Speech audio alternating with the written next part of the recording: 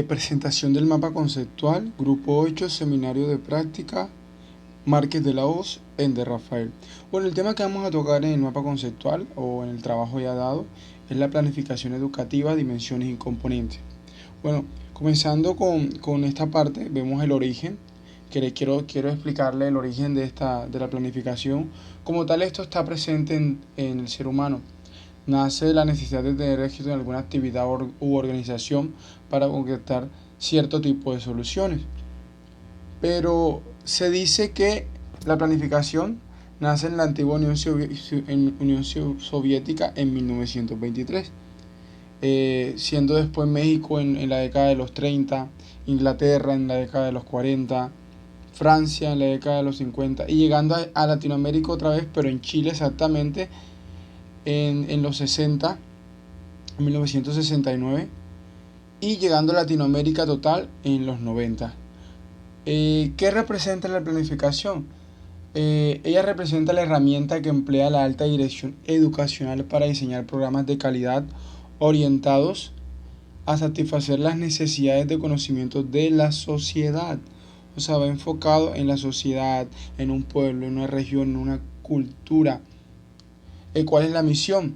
Tiene por misión la generación de estrategias que permitan formar los miembros de una comunidad apelando a las necesidades específicas del entorno. Es la capacidad de hacer ese tipo de actividades totalmente fáciles, de generar estrategias, generar opciones. ¿Y qué proceso lleva? Bueno, el proceso que conlleva o que sirve para formular y ejecutar las estrategias de la organización con la finalidad de insertarlas según su misión en el contexto en que se encuentren. Eh, Queremos hablar también de los tipos de planificación como tal. Existen tres tipos de planificación: planificación estratégica, planificación táctica y planificación operativa.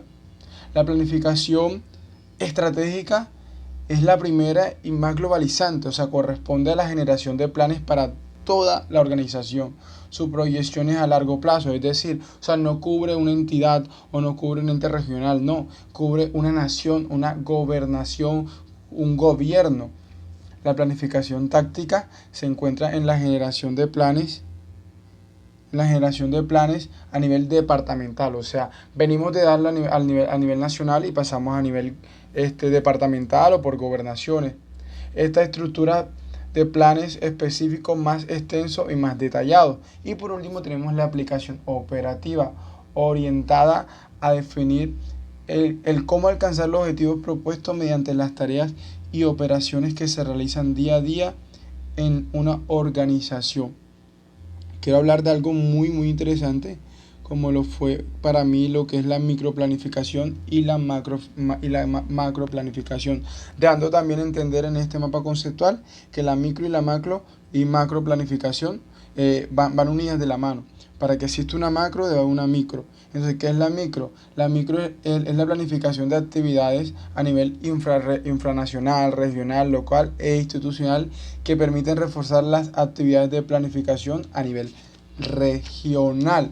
Y la macroplanificación es, por lo tanto, una herramienta indispensable que, complementado con la microplanificación, debe ser de acción inclusiva y participativa.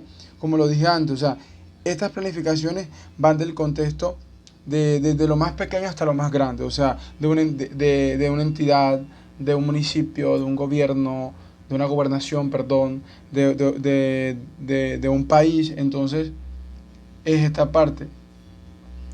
Otro de los temas que me pareció súper relevante en el texto y que pude plasmar en el mapa conceptual fue la planificación según la institución o el ente educativo. Bueno, entre estas tenemos la planificación de aula. Esta se ve a nivel docente, para el docente, por el docente y para el alumno, en su calidad de beneficiario del servicio. La planificación de áreas se encuentra estrechamente ligada a la planificación curricular, a la planeación curricular, y es el proceso de cierre de esta. Segundo, tenemos a la planeación curricular, que es algo que literalmente vemos en las entidades, como los planes de estudio, conjuntos de estudio y prácticas destinadas a que el alumno desarrolle sus posibilidades. Esta es ya más de cada asignatura a relevancia a nivel de un ente educativo. Esta tiene un objetivo o cuatro objetivos principales, como lo son análisis y reflexión para la definición de criterios. 2. Identificación de aspectos centrales para generar competencia. 3. Formulación de criterios propios para alinearse a las macropolíticas. 4. Elaboración y revisión de las planificaciones curriculares. Y por último tenemos la planeación institucional.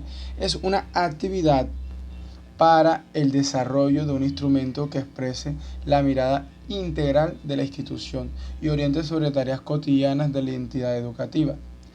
Bueno, hablando de todas estas planificaciones y planeaciones según el instituto, podemos también tocar algo súper importante como es la concepción de currículo o en qué el currículo se ve afectado o cómo está empalmado o entrelazado con la planificación educativa. Bueno, primero hay que saber que el currículo nace a partir de la visión que el diseñador forja respecto de lo que se pretende alcanzar en un determinado horizonte de tiempo.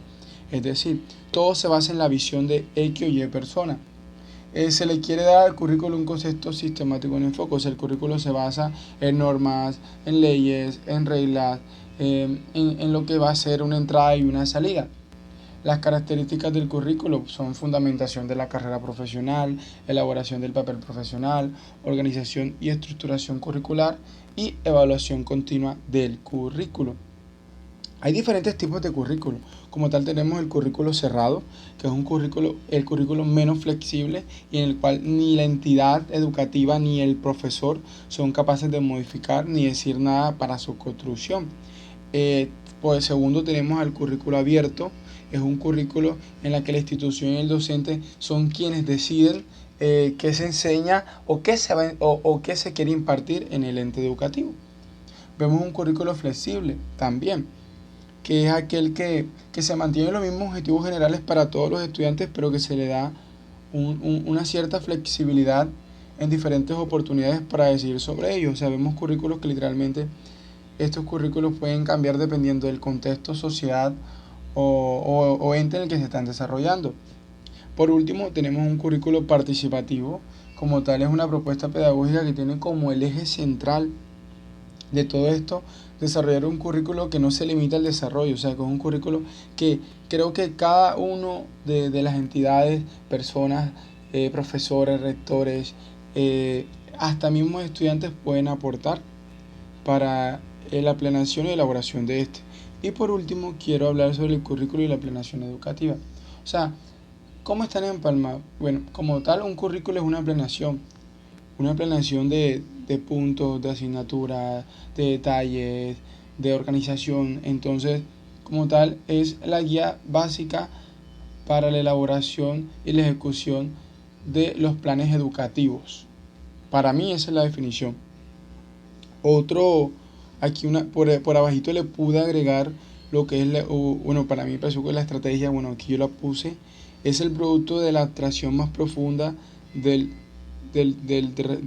ser respecto de generar soluciones para alcanzar determinados objetivos y la planificación, la manera de lograrlo. Entonces, como tal, la estrategia es esa capacidad que tenemos de imaginar o elaborar ciertas actividades o acciones de manera rápidas para la definición de un problema o la solución de ellos. Bueno, esto fue mío, este fue mi mapa conceptual. Muchas gracias.